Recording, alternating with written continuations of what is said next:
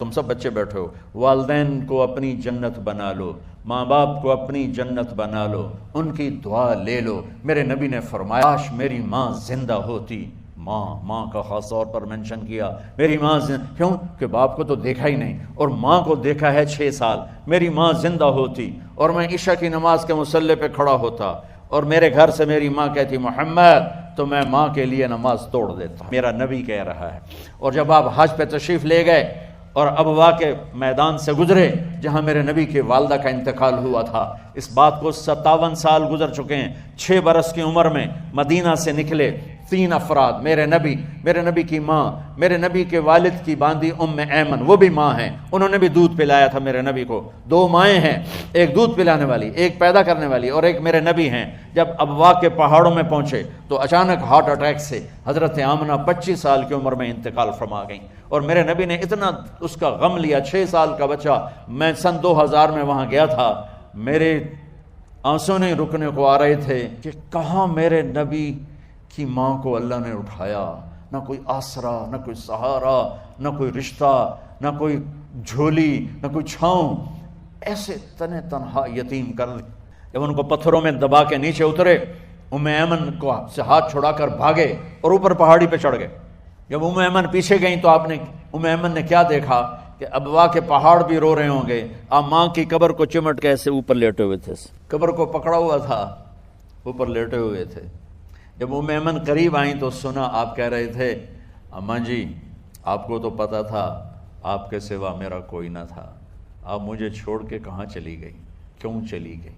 6 سال کا بچہ پہلی موت دیکھ رہا ہے تو ان کو سمجھ میں نہیں آ رہا کہ میری ماں کے ساتھ ہوا کیا ہے۔ ام ایمن نے اٹھانا چاہا، آپ نے اٹھنے سے انکار کر دیا۔ اس صدمے کو سینے میں لیے ہوئے 57 سال کے بعد، 7ویں دن بندہ رو نہیں سکتا، رونا نہیں چاہے تو رونا نہیں آمدا، 57 سال کے بعد آپ اس وادی سے گزرے، آپ نے اونٹنی کو ماں کی قبر کی طرف موڑ دیا، اور ان پلرز کو 3 گنا کرو تو وہ پہاڑ بنتا ہے، چھوٹی پہاڑی، اونٹنی کو نیچے بٹھایا، اوپر پہاڑ پر گئے، اور یہ مجھے دیکھو، یوں آپ نے گھٹنے کھڑے کیے ماں کی قبر کے سرانے، اور یہ ہاتھ یہاں رکھے، اور پھر سر دیا اپنے گھٹنوں میں یوں، پھر رونا شروع کیا۔ اتنا روئے، اپریل کا مہینہ تھا، دھوپ سر پہ پڑ رہی تھی، ہم تو ٹھنڈی دھوپ میں بیٹھے ہیں، شدید دھوپ میں بیٹھے تھے، اور اس کنڈیشن میں یہ بچوں کا سٹائل ہوتا ہے جب لمبا رونا ہو تو وہ یوں بیٹھتے ہیں سر اندر دے کر۔ اتنا روئے کہ آپ کی داڑھی ساری آنسوؤں سے بھر گئی، سینہ تر ہو گیا، احرام تر ہو گیا، اور کئی گھنٹے بیٹھ کے روتے رہے۔ 2 جہان کے سردار ہو کر تمنا کر رہے ہیں کاش اے ماں تو زندہ ہوتی، تو مجھے کہتی محمد میں تیرے لیے نماز توڑ دیتا۔ اور میرے نبی نے، یہ بچیاں غور سے سنو، میرے نبی سے پوچھا گیا یا رسول اللہ قیامت کب آئے گی؟ آپ نے فرمایا یہ تو اللہ کو پتہ ہے۔ انہوں نے کہا یا رسول اللہ کوئی نشانی بتا دے، تو آپ نے فرمایا جب بچیاں ماؤں کو ذلیل کریں گی تو قیامت آ جائے۔ جب بیٹیاں ماؤں کے ساتھ بدتمیزی کریں گی اور ماؤں کو ذلیل کریں گی تو قیامت آ جائے گی۔ ایک ماں بیٹی کو میں بھول نہیں سکتا، ماں کے موٹے موٹے آنسو گر رہے تھے، اور بیٹی ماں سے کہہ رہی تھی بھوک نہیں، ہماری اپنی پنجابی زبان بھوک نہیں، ہوئے یہ تو ہم نوکر کو کہتے ہوئے ڈرتے ہیں، وہ ماں سے کہہ رہی تھی بھوک نہیں، یعنی بکواس نہ کر، اور وہ آگے چپ، صرف آنسو اس کے گر رہے تھے ایسا۔ شاید وہ یاد کر رہی تھی کہ 9 مہینے کیسے اس کو میں نے پیٹ میں پالا، جنتے ہوئے کتنی تکلیفوں سے گزری، اور اس کو دودھ پلاتے ہوئے کتنی راتیں میں نے کاٹ کے گزاریں، اور اس کے پیشاب دھوتے ہوئے کتنی دفعہ میں سردی میں ٹھٹھری، اور آج جو مجھے کہہ رہی ہے بھوک نہیں۔ اس لیے میرے نبی نے فرمایا جس نے ماں باپ کو دکھ دیا، سنو غور سے بچوں سارے سنو، جس نے ماں باپ کو دکھ دیا اس پہ اللہ کی لعنت، اس پہ فرشتوں کی لعنت، اس پہ زمین آسمان کی لعنت، نہ ان کی نماز قبول ہے، نہ روزہ قبول ہے، نہ صدقہ قبول ہے۔ میرے نبی کی زندگی کا دوسرا روپ حقوق العباد، نماز حقوق اللہ میں آ جاتی ہے، میں حقوق العباد کی تھوڑی سی وضاحت کر رہا ہوں۔ ماں باپ زندہ ہیں تو دعا لے لو، والدین سے کہتا ہوں بچوں کو عزت دو، جہاں اولاد ماں باپ کے حقوق ہیں وہاں اولاد کے حقوق ہیں، اولاد کو عزت دو، اولاد کو عزت دو، اولاد کو عزت دو۔ بہت سی اولاد کی نافرمانی کا ذریعہ ماں باپ بن رہے ہیں، سختی کر کے، زبردستی کر کے، اور ٹھونس کر چیزیں نوکروں کی طرح سلوک کر کے. میرے نبی کے گھر میں جب بیٹی فاطمہ ملنے کے لیے آتی تھیں تو میرے نبی بیٹھے نہیں رہتے تھے. یہ اب چیئر پہ بیٹھے ہوئے بی بی فاطمہ آ گئی، اب زمین پہ بیٹھے ہوئے ہیں بیٹی آ گئی، اب چارپائی پہ لیٹے ہوئے ہیں بیٹی آ گئی. میرے نبی کیا کرتے تھے؟ کھڑے ہو جاتے تھے، ایک دم کھڑے ہو جاتے تھے، اور پھر کھڑے نہیں رہتے تھے، تیزی سے آگے بڑھتے تھے اور حضرت فاطمہ کا ہاتھ پکڑ لیتے تھے. یہ والدین غور سے سنو، حضرت فاطمہ کا ہاتھ پکڑ لیتے تھے اور ہاتھ پکڑ کے مجھے دیکھو یوں بوسہ لیتے تھے، بیٹی کا بوسہ لیتے تھے. پھر ہاتھ چھوڑتے نہیں تھے، ہاتھ پکڑے لاتے لاتے لاتے ان کو چارپائی پر پہلے بٹھاتے تھے پھر خود بیٹھتے تھے. یہ باپ اور رسول ہو کر بیٹی کو یہ عزت دیتے تھے. پھر وہ جنت کی عورتوں کی سردار بنی، پھر وہ جنت کے سرداروں کی ماں بنی، پھر وہ اللہ کے شیر کی زوجہ بنی. تو والدین سے کہتا ہوں کہ اپنے بچوں کو عزت دو، عزت دو، عزت دو، عزت دو. پھر آپ سے زندگی کے بڑے فیصلے ہیں شادی. آپ لوگ اکٹھے پڑھتے ہو لڑکے لڑکیاں، اپنی شادی کے فیصلے خود نہ کرو، اپنے ماں باپ کے حوالے کرو. اس میں شرافت بھی ہے، اس میں برکت بھی ہے، اس میں رحمت بھی ہے، اور اس میں والدین کی دعائیں بھی ہیں. کورٹ میرج کو ہوا نہ دو. Boyfriend girlfriend culture ہمارا نہیں ہے. میرے نبی کے طریقے میں مرد اور عورت کا صرف نکاح سے تعلق ہے، اس کے علاوہ سب جہنم کی آگ ہے. اور والدین سے کہتا ہوں کہ اپنے بچوں سے پوچھ کے رشتے کرو، زبردستی مت کرو. میرا معاشرہ بہت سنگین قسم کے جرم کا شکار ہے، بچوں پہ مسلط کر دیتے ہیں، ایتھے ہی کرنی ہے، جٹائیں چی کرنی ہے، بٹائیں چی کرنی ہے، پتہ نہیں آئے کتوں جٹ بٹ. چلو تم ناراض نہ ہو، راجپوتائیں چی کرنی، میں راجپوت ہوں، میں اپنی قوم کو بھی رگڑ دیتا ہوں. راجپوتائیں چی کرنی، اگاں کرنی ہی کوئی نہیں. یہ ظلم و ستم اولاد پہ مت کرو. اپنی بچی سے پوچھو، اگر بیٹی ہاں کرے تو پھر قدم اٹھاؤ. اگر بیٹی کہہ دے میں نہیں کرنا چاہتی تو وہ نافرمان نہیں ہے. اللہ کے واسطے میری سنو، صرف تم نہیں سن رہے، اس کیمرے سے لاکھوں کروڑوں لوگ سن رہے ہیں.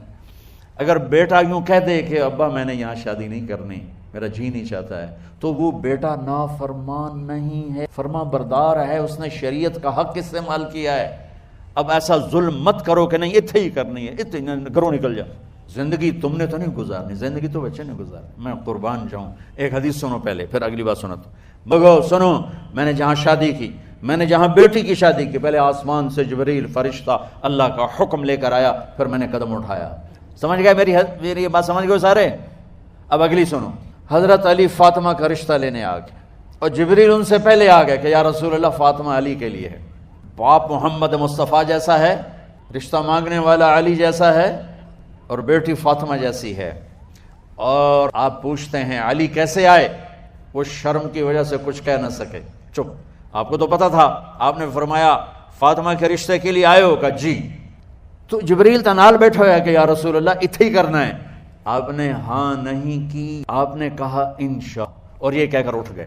انشاءاللہ نبی کا ہاں ہی ہوتا ہے، لیکن جبریل کے آنے کے باوجود اور اللہ کے کہنے کے باوجود میرے نبی کو بھی پتا ہے کہ یہ رشتہ یہاں کاتب تقدیر نے لکھ دیا ہے، لیکن امت کو سبق سکھانے کے لیے آپ گھر تشریف لے گئے. بیٹی فاطمہ کہ جی یا رسول اللہ. کہ علی کا رشتہ آیا ہے، میں ہاں کر دوں؟ سبحان اللہ. میں اپنے دیہاتی بچیوں پہ مجھے رونا آ گیا کہ جنہیں پتہ ہی نہیں ہوتا سانو کہیں دنال بندے پہ جانور ہے یا انسان ہے. علی جیسا داماد، چلو علی کو چھوڑو، فاطمہ کو چھوڑو، جبریل آیا بیٹھا ہے، جبریل آیا بیٹھا ہے. اس کے بعد فاطمہ سے پوچھنے کی کیا بات ہے؟ جبریل آ کر کہہ رہا یا رسول اللہ، اللہ کہہ رہا فاطمہ علی کے لیے ہے اور علی فاطمہ کے لیے ہے، اور پھر آپ کہتے ہیں بیٹی فاطمہ ہاں کر دو. ہماری تو آج کی بیٹیاں انکار نہیں کرتی، چپ کر کے گاں ماش طرح بن چھڑ دین قلعے نال. کوئی ان کے اندر کے جذبات کو سننے والا کوئی نہیں ہوتا، اپنی انانیت پر یہ فیصلے کرتے ہیں. اور میرا نبی کہہ رہا بیٹی ہاں کر دو. سبحان اللہ. آپ کا کیا خیال ہے؟ فاطمہ نے انکار کرنا تھا؟ یہ بیٹیاں نہیں انکار کرتی تو فاطمہ نے کہاں کرنا تھا؟ لیکن یہ سبق دینا تھا ان والدین کو جو نادانی میں نادانی کے فیصلے کر کے اولاد کو ہمیشہ ایک ٹھنڈی آگ میں دھکا دے دیتے ہیں. حضرت فاطمہ رضی اللہ تعالیٰ عنہا نے جب ہاں کی پھر آپ باہر نکلے. اچھا مزے کا واقعہ ہوا، حضرت علی اٹھ کے باہر نکلے تو صحابہ باہر کھڑے انتظار کر رہے تھے کہ کیا ہوا. حضرت علی کو بھیجنے والے تھے عبد الرحمن بن عوف. پہلے ابو بکر گئے تو آپ نے انکار کر دیا، عمر گئے رشتہ مانگا، آپ نے انکار کر دیا۔ عبد الرحمن بن عوف نے علی سے کہا آپ جائیں، آپ کا رشتہ رد نہیں ہوگا۔ کہنے لگے میرا تو ذاتی گھر بھی کوئی نہیں، مجھے کہاں سے رشتہ ملے گا، میں تو بالکل غریب ہوں۔ کہا نہیں تم جاؤ۔ تو واپس آتے انہوں نے عبد الرحمن بن عوف پہ چڑھائی کر دی، ویکھیا ہے نا تو مینوں گلے آئی، انکار ہو گیا۔ تو صحابہ نے پوچھا کیا ہوا؟ کہا کچھ کہا ہی نہیں، چپ کر کے اٹھ گئے۔ تو عبد الرحمن بن عوف کہنے لگے کچھ بولے صحیح، کہ بس اتنا کہا انشاءاللہ، کہا تو مبارک ہو، نبی کا انشاءاللہ ہاں ہوتا ہے۔ کہا اچھا، تو اتنے میں آپ باہر تشریف لے۔ کہا علی، کہا جی، کہا لو بلاؤ، لوگوں کو بلاؤ۔ ساری مسجد بھر گئی، آپ کی ساری مسجد فل ہو گئی۔ اب ممبر پہ کھڑے ہوئے علی کو سامنے بٹھایا، کہا لوگو یہ جبریل میرے پاس اللہ کا پیغام لائے ہیں کہ میں فاطمہ بنت محمد کا نکاح علی کے بن ابی طالب کے ساتھ کر دوں۔ پھر آپ نے خطبہ پڑھا اور کہا کہ علی، میں نے فاطمہ بنت محمد کو 400 درہم مہر کے عوض تیرے نکاح میں دیا، تو نے قبول کیا؟ حضرت علی نے زور سے نعرہ لگایا میں نے قبول کیا، اور سجدے میں چلے گئے، اللہ کا شکر کا سجدہ ادا کیا۔ پھر میرے نبی نے وہیں سارے مجمع کو شہد کا شربت پلایا اور تازہ کھجوریں کھلائیں۔ اور پھر جب رخصتی ہوئی تو آپ نے حضرت علی سے فرمایا کہ آپ آ کے لے جاؤ۔ پھر آپ نے حضرت ام سلمہ، حضرت حفصہ اور جناب حضرت عائشہ رضی اللہ تعالیٰ عنہ، ان تینوں کو بلا کر فرمایا تمہیں پتہ ہے نا مجھے فاطمہ سے کتنا پیار ہے، تو تم فاطمہ کو دلہن بناؤ، اس کی تیاری کرواؤ، اسے دلہن بناؤ۔ تو ان تینوں نے حضرت فاطمہ کو دلہن بنایا۔ پھر آپ نے حضرت علی کو پیغام بھجوایا، وہ تشریف لائے، اپنی اونٹنی لے کر آئے، حضرت عقیل ساتھ ہے، سلمان فارسی ساتھ ہے، اور دروازے پر اونٹنی بٹھائی، آپ علی کو اندر لے گئے اور یوں فاطمہ کا ہاتھ پکڑ کے علی کے ہاتھ میں دے کر فرمایا علی تمہیں نبی کی بیٹی مبارک۔ پھر آپ نے کہا میری بیٹی فاطمہ، مجھے اپنے خاندان میں جو سب سے زیادہ محبوب تھا میں نے تیرا ہاتھ اس کے ہاتھ میں دے دیا ہے۔ والدین سے کہتا ہوں اپنے نبی کی زندگی پڑھو، میرا درد ہے کہ ہماری ثقافت میں اسلام داخل نہیں ہوا، ہمارے عبادت میں اسلام آ گیا، بہت سارا مجمع مرد عورتوں کا نمازی ہے، حاجی ہے، عمرے کرتے ہیں، لیکن ثقافت میں نبوت کی جھلک دکھائی دے، ثقافت میں اللہ کا نبی دکھائی دے وہ نہیں ہے۔ زندگی بیت گئی اس انتظار میں، مدت سے لگ رہی تھی لب بام ٹک ٹکی، تھک تھک کے گر گئی نگہ انتظار آج، پتہ نہیں کب صبح ہوگی۔ چلو کہتے تو جائیں مجھے ہے اگرچہ بت ہیں جماعت کی آستینوں میں، مجھے ہے حکم اذان لا الہ الا اللہ۔ والدین کے ذمہ ہے اولاد کو عزت دینا، ان کی سب سے بڑی خواہش میں ان کا احترام کرنا کہ زندگی انہوں نے گزارنی ہے، اور آپ کے ذمہ ہے والدین کے آگے سر جھکا دینا۔ اللہ کے واسطے کورٹ میرجز اور خفیہ شادیاں یہ نہ ہماری ثقافت ہے نہ یہ انسانیت ہے، ہمیشہ دکھ دردوں میں زندگی گزرتی ہے کہ اصل زندگی تو موت کے بعد آنے والی ہے۔ تو والدین پڑھیں شریعت کو، اولاد بھی پڑھے اپنے نبی کی زندگی کو۔ ایک شخص حضرت عمر کے پاس آیا ایک بیٹے کو لے کر، کہا امیر المومنین یہ میرا بیٹا بڑا نافرمان ہے اور مجھے بہت تنگ کرتا ہے۔ حضرت عمر کے پاس لاٹھی ہوتی تو انہوں نے یوں اٹھائی، وہ کہنے کا حضور معافی دیا جائے، ایک میری گل سن لو۔ آپ نے فرمایا کیا؟ کہنے لگا ماں پیو دے بڑے حق ہیں، بالکل ٹھیک ہے، پر کوئی ساڈا حق بھی ہے ماں پیو تے؟ آپ نے کہا ہاں۔ ہاں۔ کہنے لگے ذرا وہ بتا دیں۔ کہ پہلا حق ہے اچھی ماں تلاش کرے، نیک عورت تلاش کرے، دوسرا حق یہ ہے نام اچھا رکھے، تیسرا حق یہ ہے اس کو قرآن کی تعلیم دے۔ کہا جی پھر سن لو حضرت جی، میرے پیو کو پوچھو اس حبشی عورت نال شادی کر کے مینوں حبشی ماں دیتی، انہوں کوئی عرب ماں ہی نہیں لتی، میرا پہلا حق کس مارا ہے؟ دوسرا سن لو، اس نے میرا نام جولان رکھا ہے، جولان گندگی کے کیڑے کو کہتے ہیں، اس نے میرا نام جولان رکھا ہے۔ اور تری سن لو، اس آج تے مینوں قرآن دی شکل نہیں وکھائی، حضرت عمر ہوئی سوٹا وہ سر تے پھیر دے کہ پہلے تیری مالش کراں پھر ایدی کر سکتا۔ تو آج کے والدین بھی اپنی اولاد کے بارے میں بہت بہت بہت غافل ہیں، اور اولاد کا بھی حال یہی ہے، چونکہ ماں کیا ہے باپ کیا ہے اولاد کیا ہے یہ شریعت، یہ قرآن بتاتا ہے، یہ میرے نبی کی زندگی بتاتی